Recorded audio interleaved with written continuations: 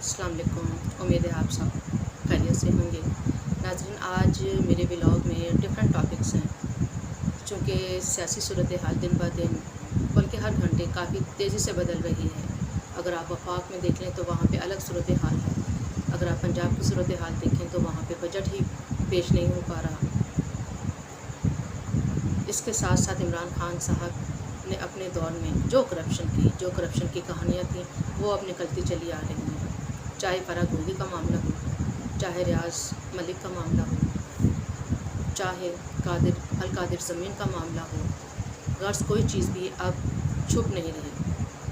उन्होंने अपने दौरे हुकूमत में तो बहुत कोशिश की, बहुत सी ऐसी चीज़ें काबीना से साइन करवा ली गई और उनको कहा गया कि आपने सवाल नहीं करना कि जिस पे आप साइन कर रहे हैं वो क्या है, और काबीना भी वैसे ही सुमुन बुकमुन जैसे उनके लीडर ने फरमाया उन्होंने साइन कर दिए। फराग गोगी के मामलात अगर हम देखें तो कहा जाता है कि पंजाब में कोई भी ट्रांसफ़र उनकी मर्ज़ी के बगैर नहीं हो सकता।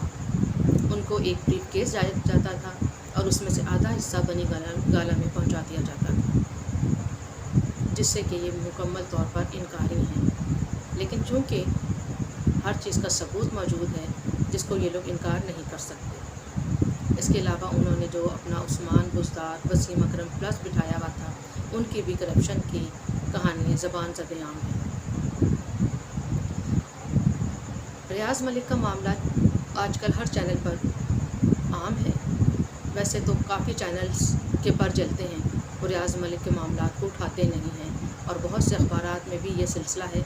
लेकिन डॉन न्यूज़ ने उनकी एक स्टोरी को अभी पब्लिक किया है जिसमें उन्होंने बताया है कि किस तरह ज़मीन के मामला और उनकी रकम के मामला में करप्शन की ठीक ठाक सबूत मिले हैं और किस तरह इसमें एक पूरा क्राइटेरिया था, एक पूरा इसके अंदर सर्कल बना हुआ था जिसमें कि पिंकी पेरनी साहिबा, फराग गोगी और इमरान खान साहब भी साथ साथ थे।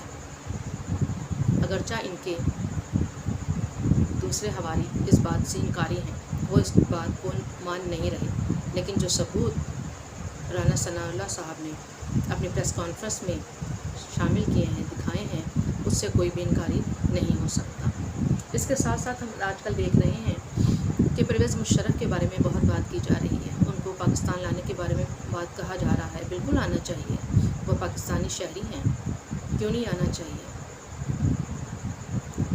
फ़ौज कहती है कि वो हमारे ख़ानदान का हिस्सा हैं और हम उनको लेकर आएंगे। अब बात यहाँ पर ये आती है कि जैसे मुशर्रफ साहब बाहर हैं, बीमार हैं, अल्लाह उनको सेहत तंदुरुस्ती दे, ऐसे ही नवाज शरीफ साहब भी बाहर हैं।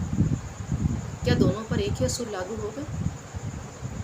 क्या जैसे परवेज़ मुशर्रफ साहब को लाया जाएगा, क्या उन्हें जेल में डाला जाएगा? क्या वो अपने केसेस का सामना करेंगे? इसका जवाब आप भी जानते हैं और हम भी जानते हैं कि जिसकी लाठी उसकी भैंस, और इस वक्त जिनके हाथ में लाठी है वो सब कुछ कर रहे हैं। नवाज शरीफ साहब का मामला अलग है, वो हैं सियासतदान, वो पॉलिटिशियन हैं। यकीनन वो जब भी आएंगे उनको जेल भी जाना पड़ेगा, उनको अपने केसेस भी भुगतने पड़ेंगे। ये जो दो मायार हैं पाकिस्तान के अंदर, इनको ख़त्म होना चाहिए, जो कि बदनसीबी है, हमारे ख़त्म नहीं होते। सियासतदान अपनी लड़ाइयों में इतने उलझे होते हैं, उन्हें ये एहसास नहीं होता कि हमें कौन इस्तेमाल कर रहा है, हम किसके हाथ से इस्तेमाल हो रहे हैं। वो सिर्फ चंद सालों की हुकूमत के लिए दूसरों के हाथों में इस्तेमाल हो जाते हैं, खेले जाते हैं। अगर वो यूनाइटेड हों, अगर वो इस बात को समझें कि मुल्क में जमहूरियत ही सबसे बेहतरीन हुकूमत है, वो दूसरों के हाथों में आलाकार ना बने, अपने आप को मुत्तहिद करें, तो कोई इनके ऊपर हुकूमत नहीं कर सकता। रियासत के अंदर रियासत कोई नहीं बना सकता। आज हम अपने एशियन कंट्रीज़ को देख लेते हैं। तुर्की में क्या हुआ जब आर्मी ने हुकूमत को पलटना चाहा, तो इंडिया में देख लें आप, जमहूरियत कितनी मजबूत है। बांग्लादेश में आप देख लें। लेकिन बदकिस्मती है, बदनसीबी है कि हमारे मुल्क में क्या है, हमारे मुल्क में ये है कि हर कोई इस्टेब्लिशमेंट के कंधों पर सवार होकर हुकूमत में आना चाहता है। हर कोई ये चाहता है کہ مجھے حکومت ملے اور دوسرے کو جیل۔ نیب کو استعمال کیا جاتا ہے اپنے مقاصد کے لیے۔ نیب بھی سیاست زدہ ہو کے رہ گئی ہے۔ افسوس یہ ہے کہ ہم نے سارے اداروں کو کھوکھلا کر دیا۔ ہمارے ادارے دوسروں کے ہاتھوں میں ایسے استعمال ہوتے ہیں کہ جیسے وہ ادارے نہیں، کاغذ کے کھلونے ہوں یا موم کی ناک، جس کو اپنی مرضی سے جیسے چاہا موڑ لیا۔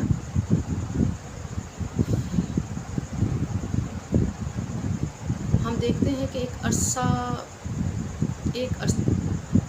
مجھے یاد ہے ناظرین کہ میں بچپن سے یہ سنتی چلی آئی ہوں کہ پاکستان ایک مشکل دورے سے گزر رہا ہے، اور اب بھی وہی حالات ہے، اب بھی وہی سننے کو ملتا ہے، پاکستان ایک مشکل دورے سے گزر رہا ہے۔ اور یہ مشکل دورہ حاکم بادہن لگتا ہے کبھی ختم نہیں ہوگا، کیونکہ جیسے ہمارے سیاستدانوں کے حالات ہیں۔ اب آپ پنجاب میں دیکھ لیں، پنجاب میں کیا ہو رہا ہے۔ اسپیکر پرویز الہی صاحب نے جو بدترین مثالیں پیش کی ہیں اسپیکر شپ کی، اور اس سے پہلے اسد کیسر صاحب نے جو کیا، اور اب سننے میں یہ آ رہا ہے، ایک نیوز سننے میں ملی ہے کہ کہا جا رہا ہے کہ اسپیکر کے اختیارات محدود کر دیے جائیں گے، جو کہ ایک بہت غلط بات ہے۔ میرا جہاں تک خیال ہے کہ ایسا نہیں ہونا چاہیے، کسی ادارے کو کمزور نہیں کرنا چاہیے، ادارے کو اپنی عزت خود کروانی چاہیے، جو کہ افسوس پرویز الہی صاحب نہیں کروا سکے۔ انہوں نے پوری کوشش کی کہ حکومتی معاملات میں رکاوٹیں ڈالی جا سکیں، لیکن اگر دیکھا جائے تو یہ نون لیگ نے بھی پنجاب میں حکومت تو جیسے تیسے حمزہ صاحب نے قائم کر لی، لیکن ان سے ابھی تک کابینہ نہیں بن رہے، یہ ابھی تک ان کے خلاف عدم اعتماد کی تحریک لانے میں کامیاب نہیں ہو سکے۔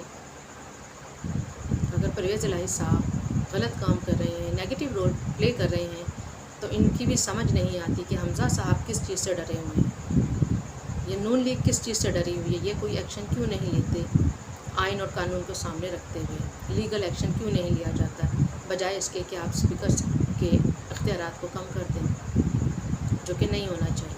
یہ غلط اقدام ہوگا اگر ہوتا ہے تو۔ ابھی تک تمام جتنے بھی صوبے ہیں ان سب میں بجٹ پیش کر دیا گیا ہے، سوائے پنجاب کے، جو کہ سب سے بڑا صوبہ ہے، 62% آبادی والا یہ صوبہ ہے۔ کہا جاتا ہے کہ یہ آدھا پاکستان ہے، اور آدھے پاکستان کی حالت یہ ہے کہ اس کا بجٹ پیش نہیں کیا جا رہا، روڑے اٹکائے جا رہے ہیں، اور سب تماشا دیکھ رہے ہیں۔ آپ سمجھ سکتے ہیں میری مراد سب سے کون ہے۔